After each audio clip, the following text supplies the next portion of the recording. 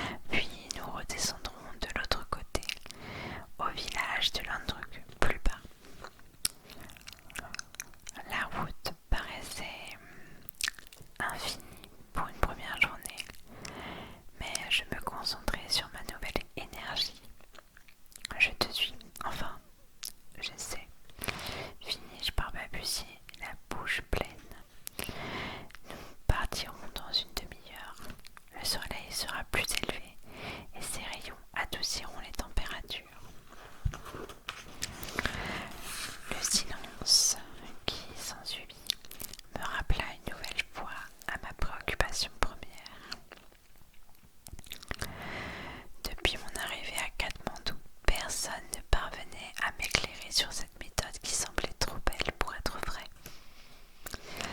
Comment pouvait-on l'ignorer alors que des millions de personnes souffraient de cancer? Que penses-tu des écrits que nous allons chercher, Shanti? En as-tu entendu parler? Non. Mais bien des mystères sont gardés dans l'Himalaya, dont plusieurs ont fait l'objet de guerres entre la Chine et le Tibet et sont encore source de conflits aujourd'hui. Si tu as la chance d'arriver jusqu'au bout du chemin, tu auras ta réponse. Pourquoi la chance? Tu m'inquiètes. Parce que la route est longue et que seul Dieu sait si nous y parviendrons. Shanti resta mystérieux sur le sujet et peu loquace, ce qui ne contribua pas à me rassurer. Je me sentis investie d'une mission plus large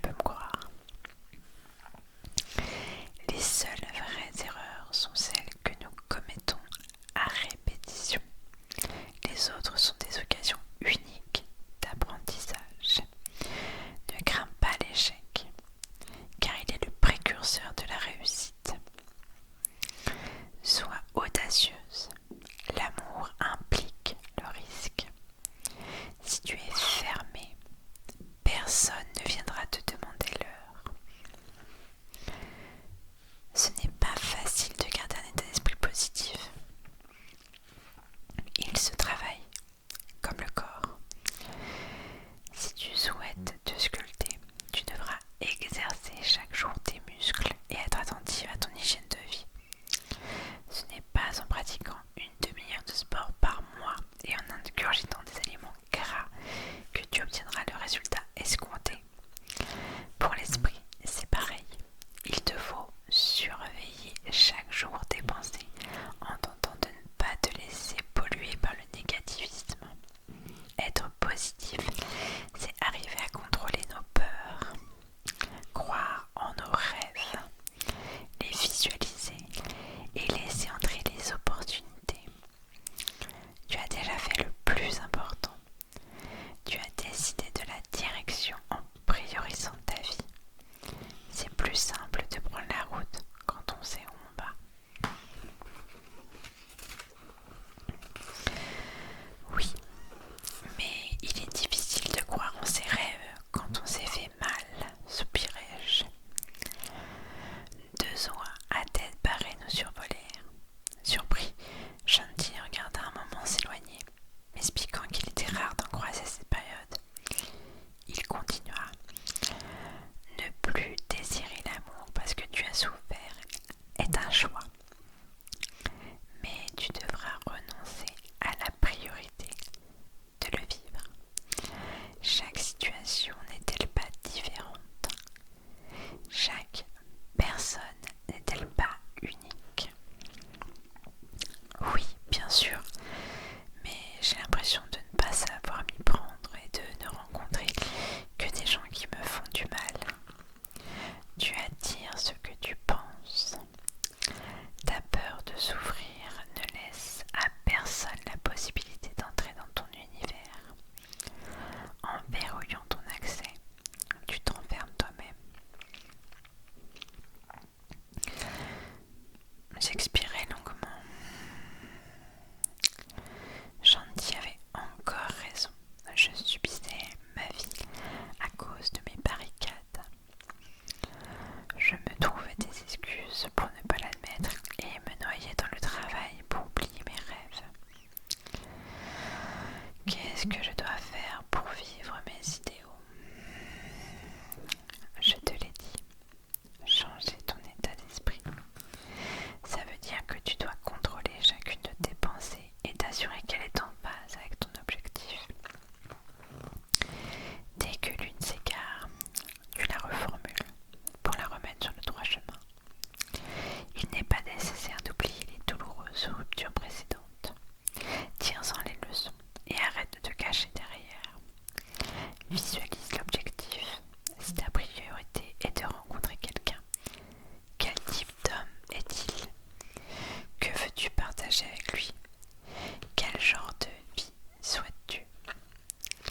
Assure-toi qu'aucune pensée nocive ne te déroute de ce rendez-vous qui arrive à grands pas. Pour le reste, laisse faire l'univers, il s'en charge. Alors que je cherchais ma gourde dans mon sac à dos, je me mis à rêver de mon prince charmant, marchant main dans la main sur les quais de Seine et échafaudant les plans d'une vie à deux, fait de dîners romantiques aux quatre coins du monde, de fou rire, de la fusion de nos corps, et mon cœur s'emplit d'une douce chaleur. Shanti s'était assis sur un rocher, me laissant à mes songes sentimentaux. Je pris place à côté de lui, puis une gorgée d'eau, et lui avouai: je commence à comprendre. Comment te sens-tu? Heureuse? Ressens-tu l'énergie qui circule en toi? Oui, je me sens sereine. J'ai le sentiment que mon étau se dessert. C'est cet état qu'il te faut approcher au plus près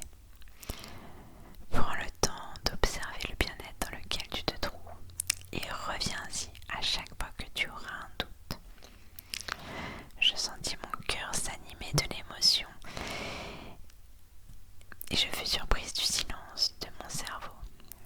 Je n'arrivais plus à réfléchir, j'étais bien. Mes chaînes se dénouaient une à une. Nos compagnons de route nous avaient rattrapés et s'étaient posés à quelques mètres de nous. Mon guide se leva, j'en vis autant, étourdi par cette nouvelle énergie. Un sentiment de légèreté accompagnait mon sourire béat qui fit rire les 4 hommes. Nous repartîmes le cœur en liesse. Kumar me tapeta l'épaule, puis enchaîna un geste ample et circulaire en inclinant son buste dans une charmante révérence pour me prier de passer. Nous marchâmes un moment ensemble. Il se livra sur sa famille après m'avoir montré la photo de ses 3 enfants.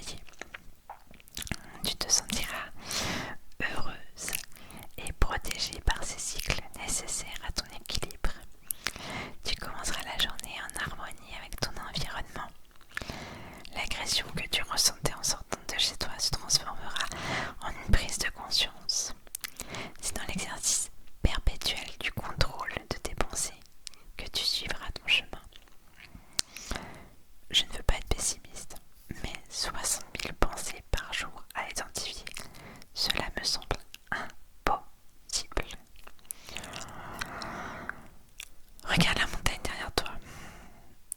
Ne l'était-elle pas ce matin? Je me retournai sur le chemin que nous avions parcouru et fus surprise. Pas après pas, nous l'avons gravi. Avance, pensée après pensée. Tu te retrouveras plus loin que tu ne l'aurais imaginé. Sais-tu que 80% des réflexions du jour sont celles de la veille?